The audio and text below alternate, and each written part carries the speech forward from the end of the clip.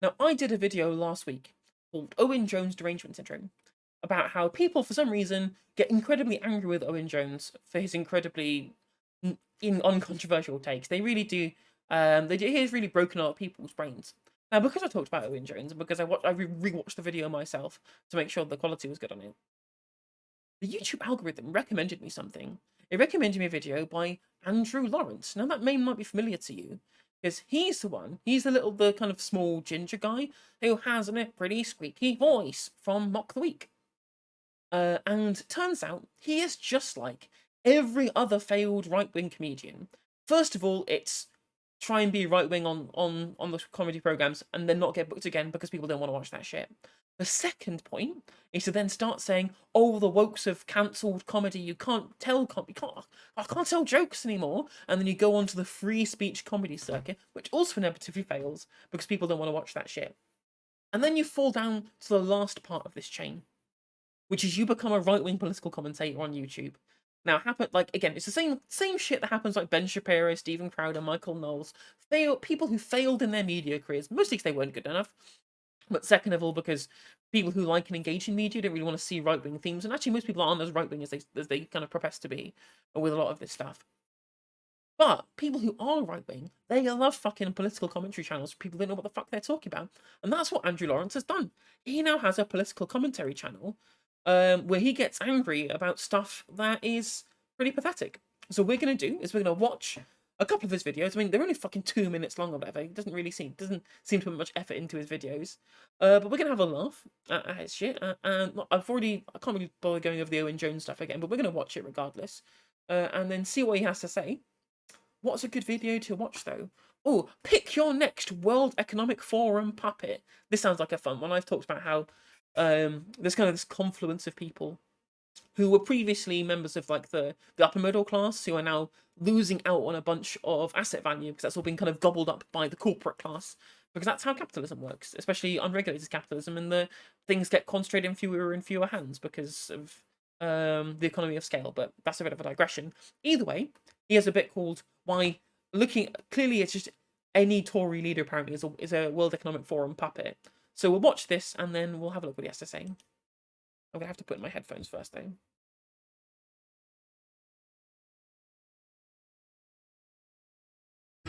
Well, it looks like the Tory leadership election is going to come down to either Rishi Sunak or Penny Mordaunt. Well, I am speaking in a single monotone, and I have some interesting things to say about right-wing politics. God, fucking hell. How does this guy have 85,000 subs? Is he even using the Blue Yeti? Has that been green screened on? Has he just put a Blue Yeti? Because it sounds like he's speaking into like a laptop microphone. You'd think someone with 85,000 subscribers could afford a fucking condensed microphone. What an embarrassment of riches. That's right, Rishi Sunak, a man who's plunged us into economic catastrophe and spent what appears to be several months plotting to oust Boris in a coup so that he could take the top job, backstabbing the very man who gave him the high ministerial position of Chancellor in the first place. Sunak is quite clearly a scheming and ruthless individual, which on a... Yeah, welcome to the fucking Conservative Party. Like, since when have the Conservative Party been anything other than ruthless and entirely intent on power? That's literally, like, they're the political party who won the most elections in the world ever. And they didn't get there by being all nicey-nicey. Personal level is fairly repugnant, but might be exactly what we need from a Prime Minister. And there is an argument to make Sunak Prime Minister. He's the one who's dragged this country into economic turmoil. He should be forced to stick around and drag us back out of it, or take responsibility if he fails. Who knows how Penny Mordaunt's ended up this close to being Tory leader, given her seeming lack of credentials and experience. Her career highlight... How does this guy's a charisma vacuum? How does he? I guess he must have got all of his subscribers just from the fact that he's already a public figure. I guess it's surprising. I mean, I guess that kind of deadpan monotone shit makes it's kind of pretty funny. He's like the bastard love child of Mark Bison, Paul Joseph Watson. True, he so is. That's so true.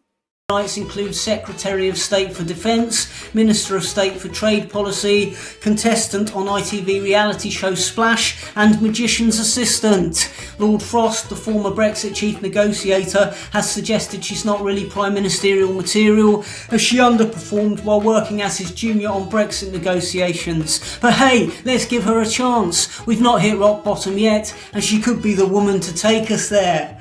Whichever of these two chances end up with the top job, it's a disaster for Labour. For all of their woke posturing, it will be the Tories. Again, it's just, this is the fucking shit about like the received wisdom and how it's just kind of like some like fucking wild circle jerk over in kind of right-wing commentariat sphere, in that they don't even explain what's wrong. They'll just use the buzz phrase. They'll just go, "This is woke, therefore bad," right? They're all the fucking newspeak that they talk about, where there's no nuance, there's no discussion of the issues, there's no able to, actually extricate some meaning from the conversation. It's just they are doing woke things, and that is bad, right? Like as if, again, at this point when you record the video, what, 2 weeks ago, like Keith was like 10 points ahead in the polls. Tories with a British Asian or female Prime Minister, whilst Labour are stuck with an ineffectual middle-class white bloke with all the charisma of a bin slug. Okay, I will give it to you, Andrew. You are correct about fucking Keith Starmer. That is true. He has no charisma and he is a little middle-class guy. Even though his dad was a fucking toolmaker, as long as he'll have to tell us, right? Although, as I said, like, I've said this on the channel before, it's obvious the political party that was going to have a person of colour or woman as Prime Minister first, or Prime Minister second and third, right? If in the case of women, it was always going to be the Tories, right? Because when the Tories do it, it's explicitly a virtue signal from them to try and make you think that they're not racist and not misogynist, right? You're trying to think that literally using unironic tokenism to make you think that their internal politicking and their internal policy making doesn't have some kind of level of misogyny or racism. Obviously, misogyny is less kind of the part of the modus operandi of the Tory party is mostly racism now, as well as transphobia. But even so, like even Rishi Sunak has said he's going to still fucking ship brown people off to Rwanda. Like, don't know how anti-racist you can be at that point. Whereas if you're a Labour Party and you stand somebody, even somebody you think has good credentials, but they're a woman, or you think that they're a person of colour, this fucker will then come to you and say, "Hang on a minute, you're just doing that because you're woke, and you're doing it as a diversity quota hire, but for no reason, rather than for insincere reasons like the Tories are doing," right? So again, you can't really win if you're Labour in this situation. They'll attack you for being too white or too male if you continue with the structure they have at the moment, or what you've done previously. And if you try and engage with any kind of minority group, suddenly they'll accuse you of pandering. So you can't really win if you're the Labour Party in this particular position. Sunak becomes Prime Minister, it will also be a disaster for British comedians who've spent years now lining their pockets with BBC money by simply regurgitating their one-note routine about Tories being racist on... I mean, is that really the whole joke, or do they actually have a punchline? I know your comedy career fucking failed, mate. Maybe it's because you don't understand that jokes have to be constructed. You don't just say things and then assume people will think that they're funny. You have a setup and a punchline. You try and create some kind of actual new joke there, rather than just expecting things to be funny because they're by their nature funny. So again, that's probably why he's here doing right-wing, like LARPing as a right-wing political commentator on YouTube, rather than doing the thing that ostensibly got him famous in the first place. Every panel show that will have them, they're suddenly going to have to ditch their entire act and actually learn how to write a joke. But whoever ends up as Prime Minister, we can all say... Because the guy who is universally kind of known as like being the funniest person from like these panel shows like Mock the Week or whatever, the guy who seems to be funniest is Frankie Boyle, who's not, like, I guess people are kind of deriding for being woke now, but this is the guy like who calls himself to the left of Chomsky, for fuck's sake. And the jokes they kind of got famous for, these weren't politically correct jokes. Let's be fucking real.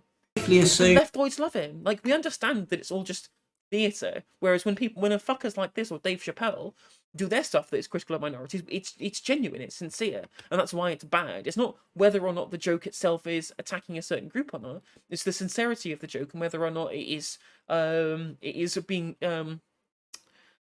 reifying of the audience's internal biases as it exists, thereby making the problem worse. Which obviously Frankie Boyle doesn't. No one actually thinks that child death is okay. That's why joking about it is funny. That they're just going to be another WEF puppet, continuing to destroy us all financially with sneaky net zero levies on every aspect of our lives. Right, hang on a minute, but the World Economic Forum is capitalist. You know that, right, Andrew? You know that they're just a capitalist organisation looking to maximise profits for the very few mega corporations that sign up to it. They're just a kind of chain. They're just like a worldwide chamber of commerce for mega corporations. Like, of course, the Conservatives are going to be, in league with these people because they're also capitalist, right? These two believe in the same, socioeconomic ideology, socioeconomic system, and this is just the natural result of the lack of regulation that's come from 40 years worth of neoliberal politics, right? Like, what did you expect? It's nice to know that in this ramshackle remnants of a nation, we can still rely on evil globalists to make our lives. Globalists. That's not a dog whistle now, is it, children? No, it's not. But even then, like, when people say globalists, what they just mean is international trade, I guess. I'm like, sure, if you want to close imperial pipelines, then I'd be my guest, but that's where all the wealth from this country comes from. So, unless you want to implement full socialism or like autarky, I'm not sure that you're going to really get what you want here. It's miserable. That's assuming that you're trying to actually call out some kind of international trade body or organisation. You're not just trying to dog whistle for Jews. While they're slurping down children's blood. Like, was that supposed to... I'm assuming that's supposed to be a joke, right? I'm assuming that the joke there is that it's ridiculous, this idea of adrenochrome, but it's something that they might do. But again, he's not done a punchline. He's just said something and assumed that the sentence is funny or the people get the in-joke. So, again, I'm not surprised that this guy's comedy career failed. Let's find another one.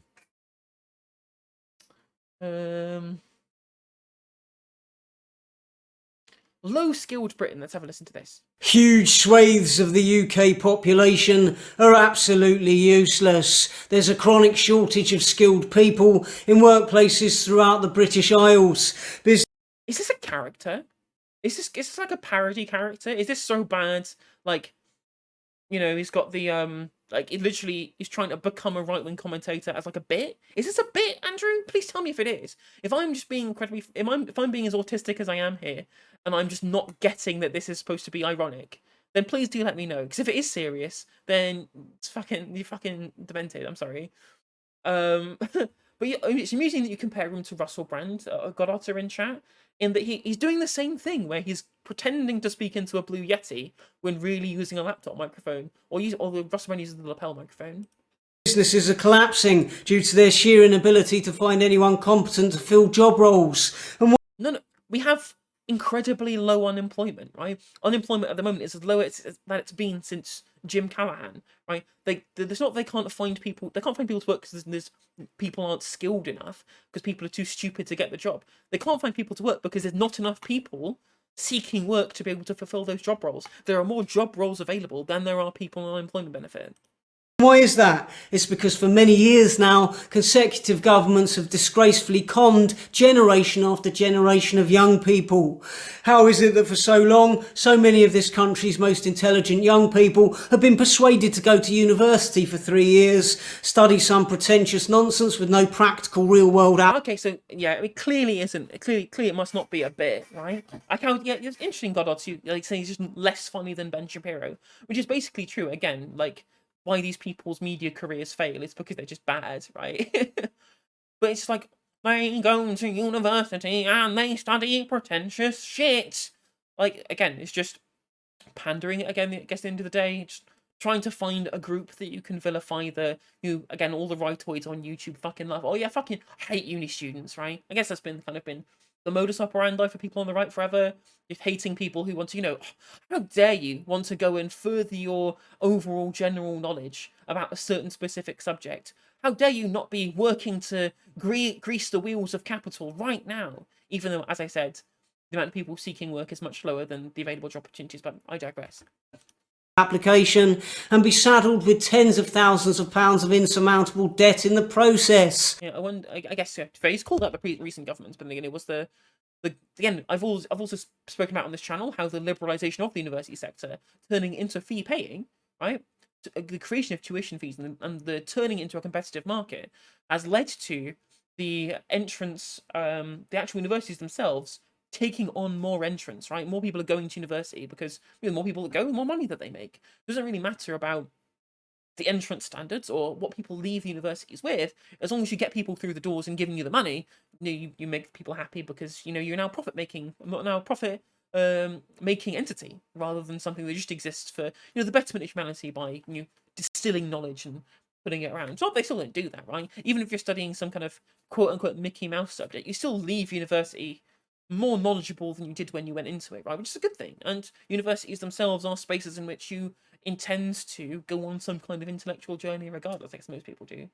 There are definitely some people who just go there and get wasted every weekend, but I think there's in the minority. Yeah, but even so, I just think that, again, holistically, it's just better to have a more educated populace than not.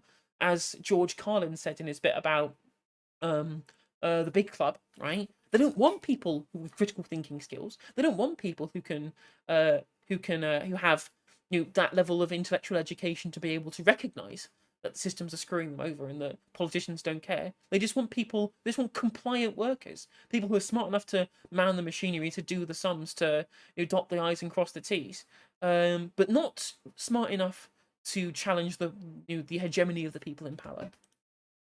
How many young people have wasted some of their most productive working years studying? How dare you educate yourself rather than become a slave to capital? How about you get on fucking bloody student bludgers, young people? That's all it is, right? Literally, it's just boomer bait. Degrees in sociology, anthropology, art history, communication. Do you think that sociology is not important? Do you think anthropology isn't important? I'm sorry, do you think that these people that there's no need for these people in society? And again, things like sociology and anthropology, they teach you incredible things about being able to, again, spot things in the ways in which systems of power have divergent interests to yourself, right? Sociologists are pretty good for that. And I can say that, as someone who has a physics degree, that these humanities degrees are still worthy of your time. Like, people say, why don't you go study a STEM subject? I did. I wish I hadn't. I wish I'd studied something that actually had some practical applications in life. Or race, gender and identity studies. Some of the brightest young minds in this country who could have been surgeons or engineers have ended up with a degree in film studies and now host... Yeah, because no one watches films, do they? I mean, again, it sounds like this guy does need a degree in film studies, because this is it's in 720p, not even in 1080p. It sounds like he's speaking inside a fucking school hall. So clearly, mate, you should have gone and taken some film studies classes. You fucking sign up to Curiosity Stream, right? Clearly you needed some education on how to get fucking proper video stuff done. Because this is the quality of this is fucking terrible. And clearly, people need to learn about gender studies if, we want to advance civilization on to make life better for gender non-conforming people. But then again, I guess this guy fucking hates trans people, so I don't know why I ever bother trying to get through to him. Host a podcast in their nan's spare bedroom that no one listens to. For decades, young people have been forced into higher education. You are literally doing that right now. I guess he has 85k YouTube subscribers, so I guess he is at least reasonably successful. But saying that the people do podcasts in their nan's bedroom, you're just doing a podcast in your room. How is what you're doing right now any different, Andrew? But again, like, if you're doing something you enjoy doing this, I guess you probably don't. You're just grifting at this point, just trying to make money any which way you can by riding the YouTube algorithm and grifting for a rightoid audience or whatever. It's just saying rehearsed talking points that will get you clicks, right? At the end of the day, fuck it. If these people are doing podcasts in their nan's bedroom and they're having fun, you go for it, mate. It doesn't have to be profit making to be worthy of your time. But then again, I guess this guy, for all the criticisms that he does about capitalism as an economic system, like, implied with the shit that he says about stuff like the World Economic Forum, he sure does love the idea that everyone should work for the sake of profit for the economy. With a promise that it would make them more employable. Huge financial debts have been pushed onto young people too naive and inexperienced to realise that they were being scammed. I mean, that is definitely true. Maybe. Look, come on, Andrew. Maybe they shouldn't have been turned into fee-paying institutions in the first place. Then people could have gone there as intellectuals, studied these subjects, and then not incurred huge amounts of debt. right? I think you're identifying the wrong problem here. The problem isn't that two people are going, right? The problem is that the fees are too fucking high, and we're saddling people with the debt. Like, I agree with you here, Andrew. The debt that's being saddled with is bad, but it's bad because they've made universities fee charging, and not because, people are being encouraged to go to university when they shouldn't do. Because I absolutely think they should, right? If we talk about a high skill, high wage economy, we're going to need people from all different sectors, all different disciplines. Everyone can't just go to university, get an MBA, and go into management consultancy, right? That's not going to work. We need a wide variety of people to be able to navigate the economy with a wide set of skills. Even if you don't have a skill that immediately applies in whatever sector of the economy that you end up going into working, because I'm definitely not using my physics degree working in a call center or streaming on Twitch, right? But at the very least, it makes people more curious, more intelligent, and more learned, which again makes society better in general. In the But fabric again, I guess you think they're being indoctrinated by cultural Marxists from the Frankfurt School, so. of our society to realise that they were being lied to. We've sent potential global business leaders to university. I don't want to be global business leaders are cunts. Like, who gives a shit about global business leaders, right? Like, no one likes Jeff Bezos.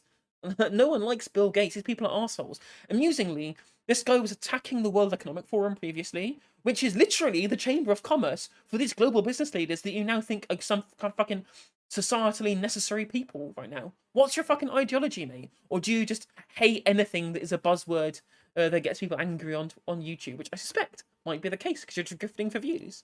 And within 3 years, turn them into lifelong Marxist bedwetters. 800 IQ. I see through the veil.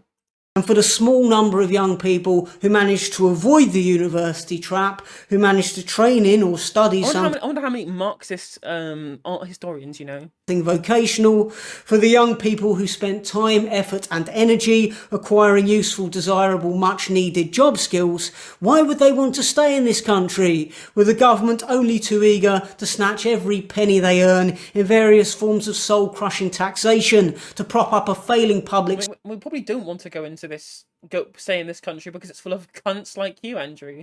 Fucking miserable little shits who get angry at random minority groups for being too woke, and who are too stupid to understand their own systems that they both prop up and also criticize at the same time, right?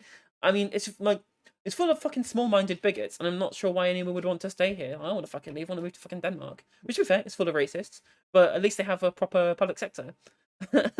And well-planned cities and people who cycle everywhere. Much nicer than ever here.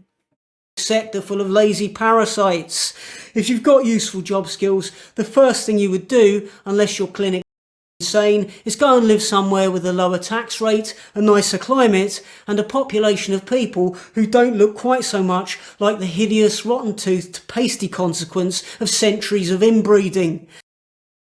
At least he is self-aware. At least he is slightly self-aware, because he literally just describes himself. I mean, tell me I'm wrong. Tell me I'm wrong that he looks pasty and inbred, right? You're the one who started the insult game, mate. I'll fucking throw it right back at you. Like, come on. Look at that brow, for fuck's sake. Surely. I mean, I definitely want to move to somewhere with a nicer climate, although, to be fair, the climate is changing. I'm starting getting 41-degree days, which apparently we're going to be getting every year now, according to, well, we potentially could, according to some climate experts. So maybe we'll get a nicer climate. We should change all the houses first, though. He looks like a Game of Thrones character. True. I mean, that's a pretty apt description. But no, we don't even have that higher tax rates. Actually, the countries that I want to move to, the countries that are nicer and better functioning with, less crime, better public services, and a more equal society with happier people in it, are all places with higher tax rates, like fucking Nordic countries. Anyone worth keeping is gone, and all the UK is left with is entirely useless individuals like me, with an MA in English literature, a face like a trampled ham sandwich, and a total lack of any kind of work ethic. Please do. I mean, touche, Andrew. You fucking got me. You'd pre-planned for me to start criticizing you for the way that you look. and then to only self-denigrate yourself anyway. I look like a dickhead. Whatever, like, I look like a spring chicken either way, so I can't really complain. Although for some reason he calls himself like he has no work ethic. Again, as I said previously, there's this kind of group of people who just think that work ethic is good for the sake of it, rather than for any kind of active utility. I guess this is the difference between societally useful and non-societally useful labour in Marxist terms. In that, like, what? Who cares how hard you work at some fucking sinecure for some management consultancy firm that does literally fucking nothing of any kind of contribution for the world at large? When, what actually is better is hard work to create a better society, rather than just this kind of self-edifying Protestant work ethic style shit where working hard even at something that's bad or societally toxic or not even fucking useful, it's edifying in itself because it makes you, like, the toil is worth it to build personal character or whatever, or some shit. To support my comedy through Patreon or PayPal via the links below this video. Where's the comedy? Like, he called himself ugly with no work ethic at the end of the video. Is that the only joke here? Or am I literally just being incredibly slow on the uptake and it is just a skit? He is just a comedy bit. But the comments are all assuming, all the comments, all the other videos comments, like the Owen Jones video, all the comments were entirely sincere. I think they believe that he's sincere. Is it a bit? Is it a joke? Is it a parody? I have no fucking clue. I really hope for his sake that it is. Right, let's find one more. Let's see what else we've got. Oh shit. There is definitely one last thing that really do needs to watch, which I watched myself beforehand because I knew how fucking funny it is. The song for the RMT. This is pre-prepared, right?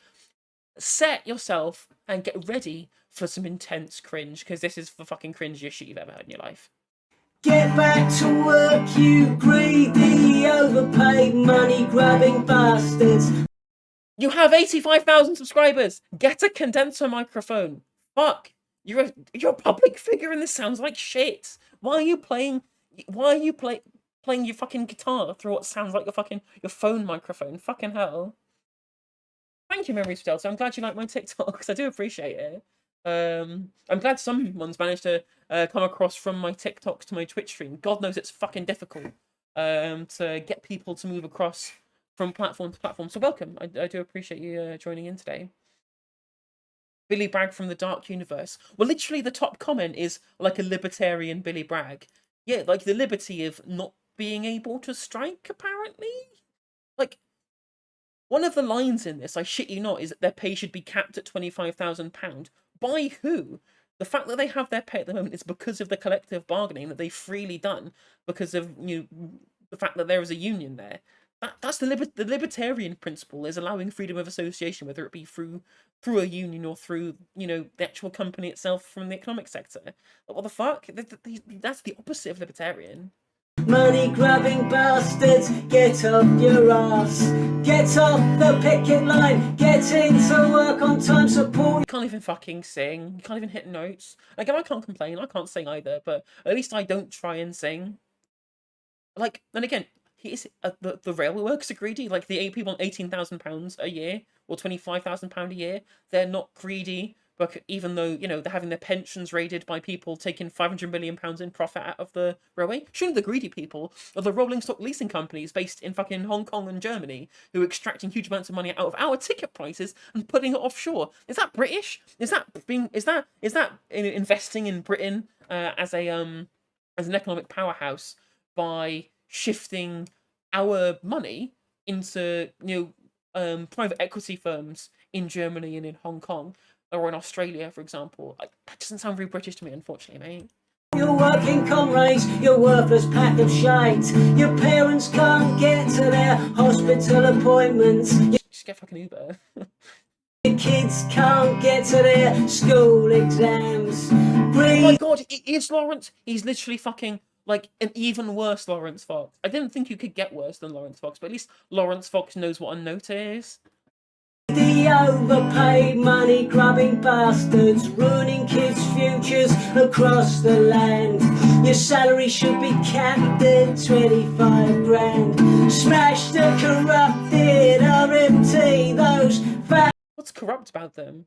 What's corrupt about the RMT a democratic institution where, you know, even the people at the top, like Eddie Dempsey and RMT, are elected, and if their members don't like them, they can eject them. Even if that's the least fucking corrupt that you could possibly be, is like the structure of a union is definitely not corrupt in the way that, I don't know, a rolling stock leasing company is, or I don't know, a private franchise being subsidized by the government is.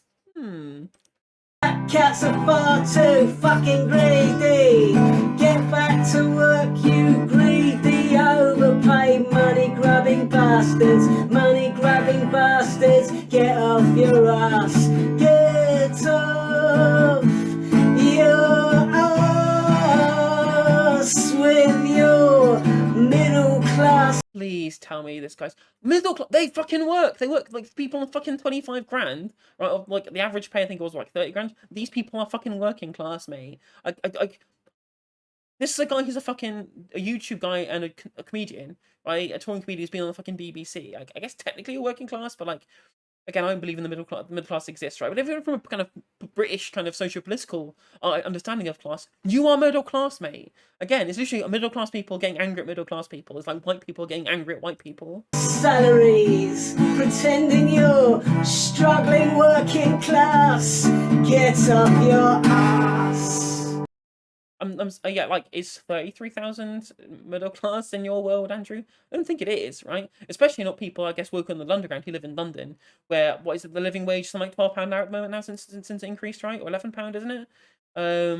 Which literally gets you up to like at least 25 grand already, to like a bare minimum living wage, considering the price of shit in London, which is where most of the RMT staff are on.